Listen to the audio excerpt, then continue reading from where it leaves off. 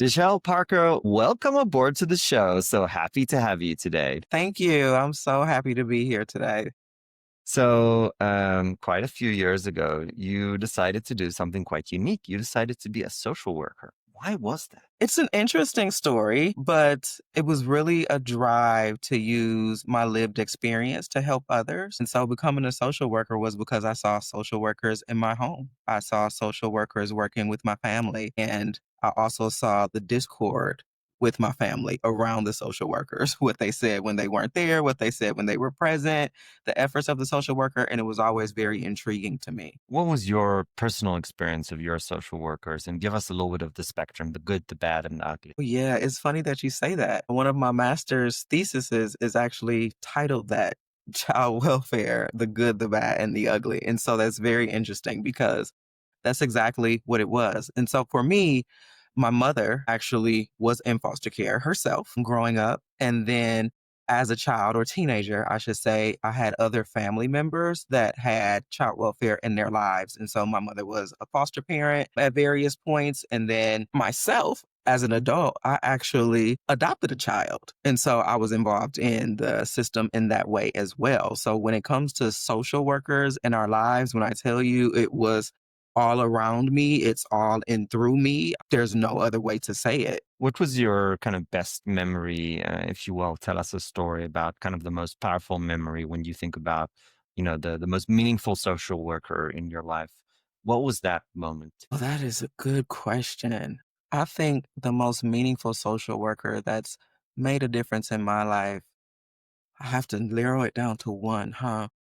So I'll go back to the earliest. There was a social worker. I don't remember her name, but I do remember her coming to our home on several occasions. And it was to support my mother in being a foster parent and looking after the children and things of that nature. And I just remember how warm and kind and sweet and engaging she was. There was a lot going on in my mother's house. There was things that were known and unknown to people. And I just remember how she made me feel. So it's less about what she said or did, but how she left me. The feeling on the inside is what made the most difference. And that was something I wanted to be able to create for other people. What was that feeling? How is it different from, let's say, every day? Being seen. It was being seen and being heard and being experienced in a way that I don't think I was getting from anywhere else. And that feeling, it's almost indescribable. It's like a glow that comes from the inside when you feel like you're really validated and understood in a way that everybody in the world can't. And so that is a feeling that I remember way back then, but it's come up several times throughout my life, especially to present. And now I understand that feeling. I get it and I know how to hone it and go after it at any given time, at any given moment. But back then it was something that was very unfamiliar to me and I really appreciated it. Do you think and this is maybe a guess on our part, but do you think that this lack of being seen, this loneliness, is this a common problem, or is this just, nobody feels lonely or not seen? That's very common, especially in today's fast-paced society where things are moving much more rapid than any of us are able to deal with. And there's more information being poured into us than we have the capacity to comprehend or take in. So there's not really room to be able to see and validate and feel and experience people on that very, very deep level. And as a child, that absolutely was not happening for me. And I think my village, my parents, everybody around, it wasn't because anyone was being malicious or trying to not see or experience the children and their family. It was because they were just doing what the best they could with what they knew how to do and slowing down and pausing and experiencing things. That was a luxury. Everybody was trying to survive and doing the best that they could, and so it wasn't something that was even valued or understood back then, so to be able to experience that, it was absolutely on purpose. It was on purpose. It was all divinely ordered. Do you remember the moment where you decided that you're going to be a social worker? Funny you should say that because I was going back and forth. I was vacillating between being a gynecologist or a social worker. And so I knew I wanted to work with women and families and like that just really fascinated me to no end. But when it came down to actually choosing a major in college, I decided that I didn't want to go to school that long to be a gynecologist. And so that's how I ended up choosing social work. The joke is absolutely on me because I'm still going to school today. I went to school for years, like after that undergraduate experience. So I never stopped going to school. So, but I do think this was still divinely ordered. It wasn't meant for me to be a gynecologist. It was meant for me to be a social worker and walk this path. What's the most meaningful case or experience or moment that you had? I've been doing social work and child welfare and the youth justice spaces for over 20 years. So there's several stories that have touched me. I mean, towards the end of my career where I've kind of transitioned out of social work and into full-time coaching now, I at the drop of a dime, just seeing youth or seeing families engaging with the system would literally spark emotion in me in a way that it was difficult to keep doing my job. So the stories and the touching and the feeling all of those things has never really stopped. But I'll say one of the most memorable stories is when I first became a social worker and started working with birth families, the primary families who were impacted by the system and had their children taken from them. I was working with this particular family, and there was a little girl that was in school. She was in foster care, and she would act out in school every day on a regular basis because she wanted me to come see her. And so going through this early in my career, having tons of cases that I had to attend to, and this one little girl that was just so taken or enamored with whatever I was providing her that she was literally acting out on purpose, threatening to stab herself with a pencil at school. Like it was every single day for weeks that this was going on. And that little girl actually ended up writing me a letter and drawing me a picture. And with all of her words spelled incorrectly, she told me I was the best social worker she'd ever had. I still have that picture to this day. It's framed, and it is one of the most memorable moments that I've ever had as a social worker. It brings tears to my eyes still to think about it because it I- was so powerful and touching. First of all, thank you for sharing that story. It's difficult work. There are times where things don't work out as well as we hoped. From the stories, and I don't want to call them failures because they're never failures, right? The story is still being written at every moment. But what are the cases where you wish it could be a better outcome? And, do you have any regrets in those cases? Yeah, I would say being a social worker and the reasons you get into the field juxtaposed against the system itself and the way these systems are designed and the very fact that a system cannot raise a family, systems cannot build communities, systems cannot validate and see individuals the way we need to be seen and experienced in order to really spark transformation or change. Living in that world where those two are coexisting but not meshing means that the entire time you're doing the work, it's difficult work. And you're faced with these kind of obstacles and experiences every day, all day long, because you see the families, you see what they need. You also understand the system and your role and what you can and cannot do, and you work in the gap. That's what you're doing all day long. So it literally rips at you to work in the system when you're in it for the right reasons. And so, given that, it's a number of stories that I can draw from, a number of experiences, whether I'm talking executive experiences or frontline or anything in between. But I would say one of the most pressing memories is again early in my career. These things really stay with you. I was working with a family and I was very happy that the mom in this instance was taking to me. She was talking to me and speaking to me and engaging with me and calling me to share things on a regular basis. And this is not all cases are like that, right? You are a social worker, you're representing the system. And the way people take to you can look very different depending on what their experience has been, regardless to what you're doing in that moment. And so, because this particular mom was taking to me and it was kind of rocky in the beginning, I began to align with her and believe in her in a way that created bias in Mm, me. And mm, so, as I was working through this case several months in, we ended up finding out that this mom was actually abusing alcohol and abusing her children when she was under the influence heavily. And this was happening the entire time she was being very engaged with me. And so after the fallout and kind of everything happened, I was talking to one of the children and I said, "Why didn't you tell me this was going on?" And plain as day, they said, "Because you were so connected with my mother, you wouldn't have believed me." And so that moment, that sticks with me because again, you're working in the gaps.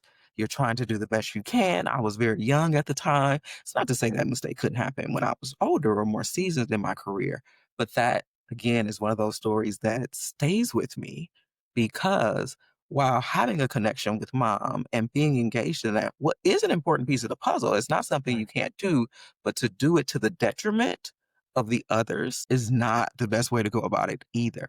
And so that was an example of where my bias got in the way of me actually doing the best for that family at that time.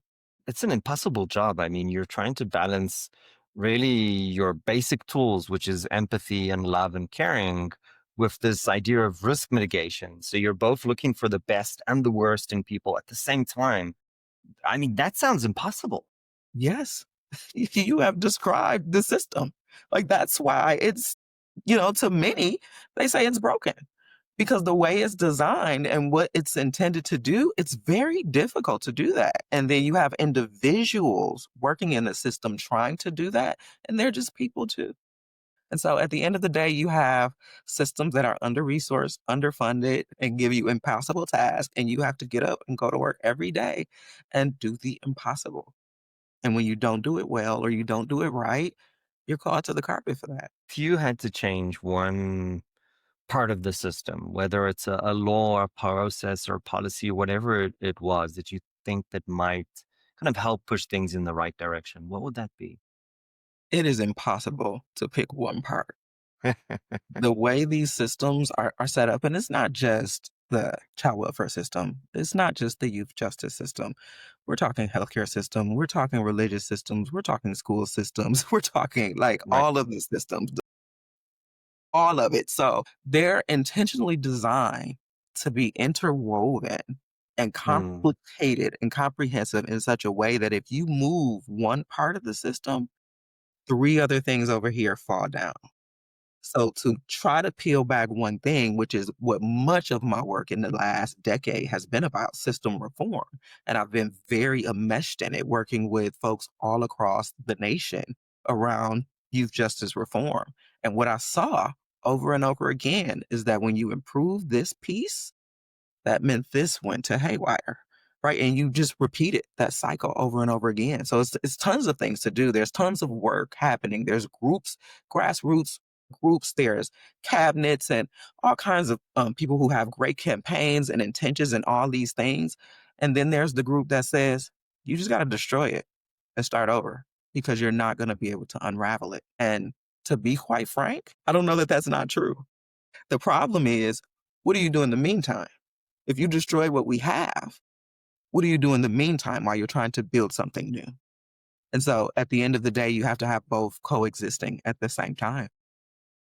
to destroy it, the problem is that I always ask the question, well, okay, so let's assume that we've destroyed it. What do we build the day after? Of the world. I mean, I think it's aspirational. I think what I do like about that particular sector is that they're getting you back to dreaming, to imagining, to connecting to intuition and spirit and trying to reimagine something. And when you're stuck in a system and a cycle of doing things the same way, it's very difficult for you to step out of that and say, what would be better? And so, what I do appreciate about the abolitionist space is that that is what they're doing. They're saying, step back for a minute. Let's tap into the imagination and connect to intuition and let's imagine what it could be like. That's so difficult for people when you're just stuck in the day to day and you're just going through the grind and you're hustling and you're moving through. You can't even take a moment to pause and breathe and say, what could be better? And so I do appreciate that aspect. And there's lots of things, grassroots things, people with ideas and things that they want to get off the ground, and they're helping in their own way, whatever that may look like. And then you have the complete opposite end of the spectrum that says the systems are designed perfectly, they are what they are, and they need to keep operating because we need jails and we need places for kids to go when they're being abused in their home, or we need an educational system, or we need this. The problem is, from my perspective, is that everybody has these individual opinions, right? And so trying to find one way to go about it to fix a myriad of things, that there's a flaw in that approach. It's not going to be one way to fix different things. When you look at just I can just take 5 families on a caseload, and each of those families needs something a little bit different to make what they have going on work. And then when you look at the roots of some of these things, this stuff goes back to slavery and beyond in terms of how these systems were designed and why they're designed the way they are. So if we can't even have a conversation about race and what the roots of these systems are, we can't unravel it to begin to think about what the future could hold, where it could have a variety of ways and approaches to be able to touch on these problems. But the way it's designed now, it's just surface. You're getting to the surface level of stuff and nobody's unraveling the roots. And when we try to get to the roots, fear rises up. And then when people act from fear, you get all kinds of irrational things happening. And that's the world that we're living in. And that's the unfortunate part. You can't choose one way. One way is not going to be able to fix it. But to admit that you need to dismantle it and do something different means that people have to admit that what they've been thinking and believing is wrong. And that is the root of the problem right there. Do you think that, let me ask you a very pointed question. How much does a social worker make on average? Oh, pennies. Pennies, pennies, pennies. Okay. When you think about social work, at the end of the day, there's a variety of jobs that are in the social work field, but you're going to get at the high side, you're going to get $60,000 a year. Okay. And that And is not. this is a job that's dangerous. It can be. This is a job that is, we described it as almost impossible, right? You're balancing incredible skills. You're making very little, maybe even less than the 60 if you're earlier in your career. Mhm. Is this part of the problem? So you're doing this incredibly difficult job. You could be paid much more to do an easier job. Yes. Yes. Why would anybody take this job? It has to be heart led. It has to be heart led. But that contributes to why there's so much turnover and difficulty in the field, with continuity when you're working with families and things of that nature. But it's bigger than social work. When you look at capitalism and the way our society is structured, the folks that are making the most money are not the ones who are having the greatest impact on our most underserved. When you think about the totem pole, right? You can't get anything in the world without having a teacher, but teacher and social workers are at the bottom when it comes to payment. So it's bigger than just the moment, right? It's bigger than that particular profession. It has to do with the paradigm through which we operate in the world. And let's be clear, that's a construct. That's something that's created by people. And so it is something we could fix. And we should say that, different teachers in different parts of the world are paid different salaries. And we know that there's different models in other places of the world, and we know that they work better or worse. And we also know that we're paying, take healthcare, for example. We're paying a lot of money into the American healthcare, probably one of the top in the world. Are we the top healthcare provider in the world? No, we're not. How much we're putting into the system and how much we're getting out of it. So that's really concerning. Do we see that same gap in the educational system, in the social worker system compared to other places? Absolutely. Absolutely, that's there. And that's created. Like, we have to understand that that's on purpose. Poverty is created. When you think about the pyramid structure of capitalism, you can't have the top without the bottom. And so while we have these systems that are designed to uplift and bring people out of poverty and all of these aspirational ideas, the reality is, in order for the capitalistic structure to survive, You need the bottom of the pyramid, otherwise it falls. So it's an illusion. We in America are on the extreme side of the capitalistic spectrum. On the other side, countries like Belgium, Netherlands, Finland, Iceland, they're much more closer to a more social structure, right? We know that Yeah. extreme capitalism doesn't work. We know that extreme socialism, meaning communism, doesn't work. But we know that the things that are somewhere in the middle, but let's say between America and the European countries, we know that that spectrum works Mhm. because we've got countries for hundreds of years that kind of operate inside of that narrow spectrum. What are the things that you kind of look at Europe, you look at the States, what are the things you might move a little bit towards the European spectrum? I would definitely say, and if I would describe this spectrum, I would probably say it's selfish versus selfless, right? I would describe those as the opposite ends. And if we can move things toward more towards the selfless, right? Because any extreme, right, is not healthy. I definitely agreed on your point. But if we could move more things towards that selfless side as opposed to that selfish side, I would say the first thing I would want to jump into is religion and education. Think about the fact that everything that we know is something that's been told to us or poured into us by somebody, whether it's media, your parents, your village, whatever that looks like. And so when it comes to what we believe, right, the divisiveness, if we had that spectrum going more towards the selfless side and less divisiveness, I think that would be a huge piece of it. And then the educational part of it. That's something we legally have to pour into our babies from the time they're yay big.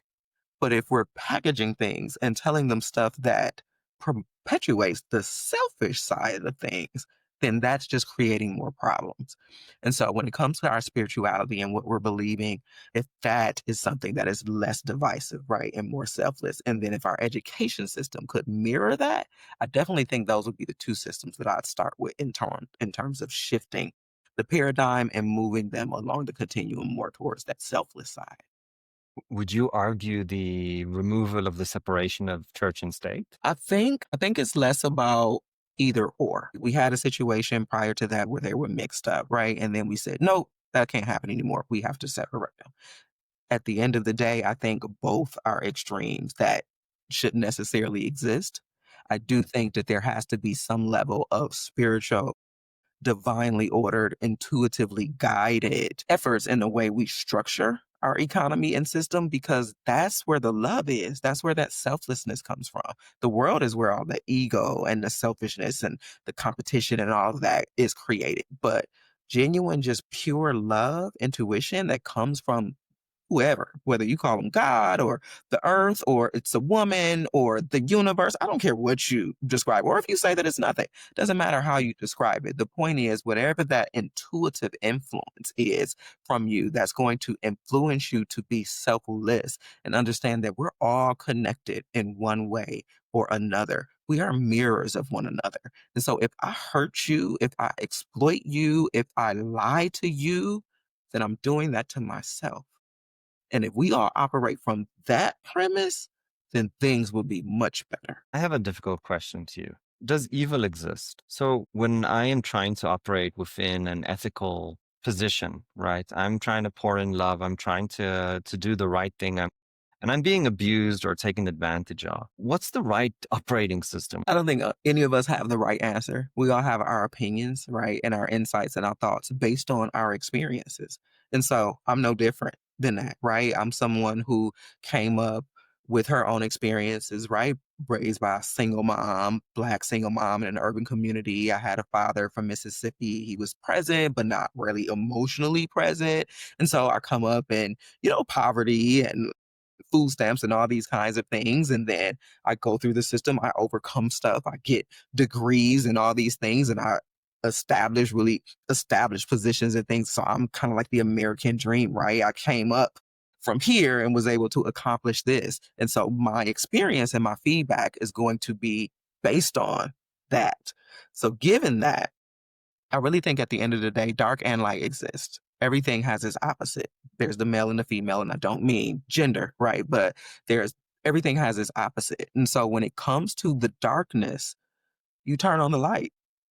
That's that's the answer, and it seems very simple. It's hard to apply because you have a very complex world, but at the end of the day, you have to turn on the light for any kind of darkness. And that's the only way you can combat it.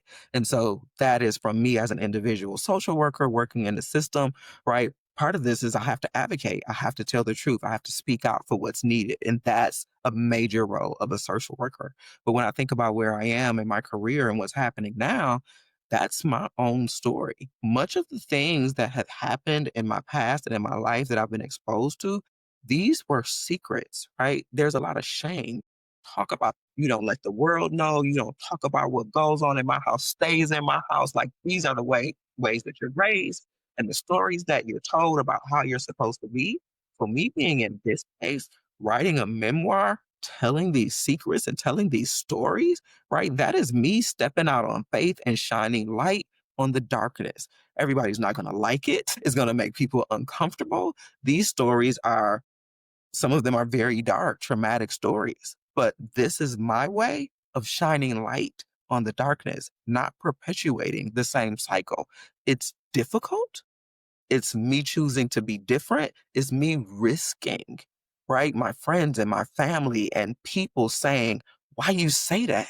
How could you talk about yourself or your mother or your family in this way, right? There's people are going to have that opinion because when you shine light on darkness, everybody don't take to that kindly because you live in the dark and don't even know that you're in it.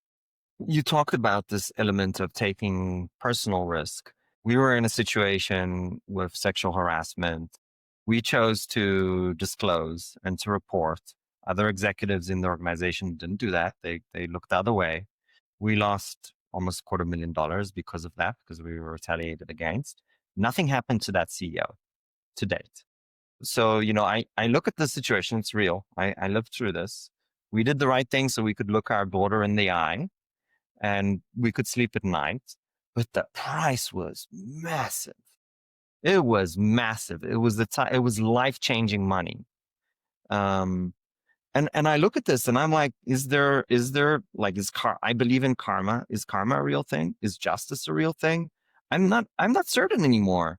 So what do you say to a person? And I'm just one example. There are millions out there who are seeking justice and they just can't find it. And yet we tell people, do the right thing. Somebody's doing something bad, shine the light. But then you pay a very heavy price for shining the light. If it's women who report themselves, if it's other people who report about something that happened and still get hurt, like it just doesn't seem that the justice is being served.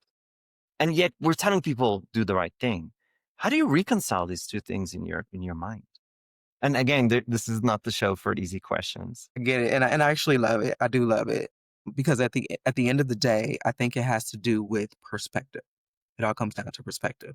And so when you talk about these cases, when you talk about, and I'll take it back to myself, right, to use that as an example, the price I'm paying in terms of exposing myself in this way, being this vulnerable, letting people know that this kind of darkness was happening in my life, in my world, in my family's world. And I'm writing more. So I've got more darkness to like expose and shine light on. And there is the risk there. However, my perspective is about what I got from it was my own liberation, my own healing, right? So I don't have to make a lot of money, right? I may not make friends in my family as a result of telling these secrets and these things, but that's not what I see as the win, right? At the end of the day, shining light on the darkness is ultimately the good thing. And so I sleep well at night. I'm liberated from this stuff. I'm You're healing. touching on something incredibly important. Let me ask you this question. Sorry to interrupt. How do you define happiness? How do you define the win? I think happiness, just like sadness, is fleeting. And so I think chasing that is definitely not the thing. It's going to come and go with moments and things of that nature. The real, the real thing that you chase and you want to sit in is joy. And What, joy, what's you what's can the sit difference in. between happiness and joy? Happiness is external. Joy is internal. Joy comes from you and your connection with your higher power and understanding that you're living and walking in your purpose. Doesn't mean bad things are not going to happen. Bad things is going to happen. It's the world. That's what the world is for. Like, if you wanted it to be just all happy things, all joy all the time, then you should be wherever else that is, whether that's heaven for you or utopia or wherever else. But that's not what Earth is about. Earth is about experiencing all of these things. And so I think the misconception of always being happy and having external things always go your way, we don't learn and grow from that. You have to have trials and you have to have tribulations because that's how you grow your character and you're a person and you become a better person over time. But even as bad things happen, you can still have joy when you understand where you come from and you have that connection to that higher power and you understand that everything happens for you, not to you. And when you can have that kind of perspective, you can find joy in even the darkest moments. My father just died like not about a week or so ago, and I have a Sorry. mom in hospice, right? I had my life is not perfect. Everything happening is not just happy, happy, happy, but I still sit in joy because I'm connected to spirit and I understand that the things that I'm doing is on purpose and I'm walking in my divine truth. I know what it's like to not do that, to shrink yourself and dim your light and be ashamed of things and to walk in that. To know that is how I know joy. And I might not be as appreciative or understanding of this joyful, liberated space had I not walked in darkness. This concept of joy and versus happiness or fleeting pleasure, we've heard this before on the show. Another guest called it pain versus suffering. So he used the negative version of this, right? Pain is unavoidable, suffering is a choice, right? I think this is incredibly difficult to do. I think I'm learning recently how to do this better and better. But give us a very tangible example. Your parents, right? In that moment of extreme pain, how do you choose joy? What's the actual decision? What's the thing that you do to be in that moment of joy, even though there's clearly pain all around? It's not something you probably know how to do early on. You probably have to go through painful things a number of times and then realize where the choice lies because you may not clearly see it early on. I know I didn't. And many people that I engage with or speak to don't necessarily get that early on. Something you have to live long enough, right, to be able to experience and understand.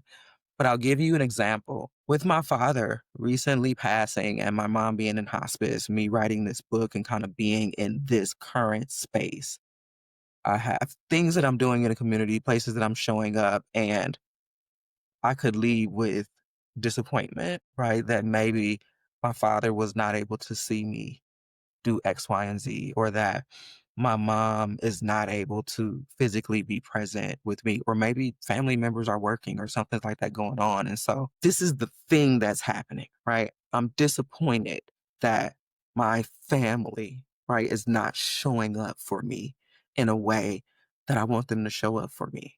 And that means that they don't love me, they don't prioritize me, that I'm not valued, that I'm not worthy to them. That's the choice. The choice is to make it mean that. And that's where the suffering comes in. Hmm, So even though this disappointing feeling may come up, I can acknowledge that feeling. I can say, okay, I see you, but I am not my feeling. hmm, My feelings come and my feelings go. And if I let my feelings dictate my life, I would be without a job or employment or all kinds of things. You wake up in the morning, I don't feel like working, but you better get up and work. You're going to do something. So you don't let your feelings drive the bus. They're there. You acknowledge them there, and then you let them flow. The choice I make is not to make it mean I'm not worthy, that I'm not a priority, that I'm not valued, because that's not true. Just because someone can't show up for this thing or whatever that is, you don't have to make it mean all of those things.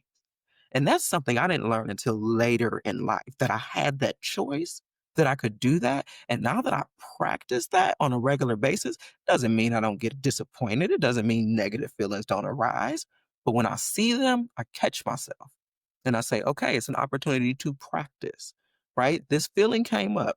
I can make it mean this or I can make it mean this. What choice are you going to make? And I have that power. I have that power every moment of every day. And I choose not to suffer. That's incredibly interesting. What I see in my personal experiences is that you have a lot of power of interpretation. And you can interpret the world around you or your feelings in many ways.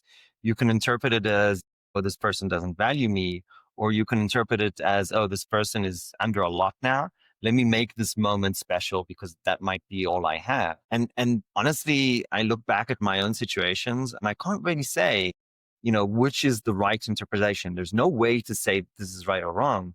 So in the essence, you're just choosing between suffering and joy, is kind of how I've internalized it. So again, we don't have any correct answers here on this show. It's just maybe tools or thoughts to help guide our audience and maybe even Mhm, ourselves as well.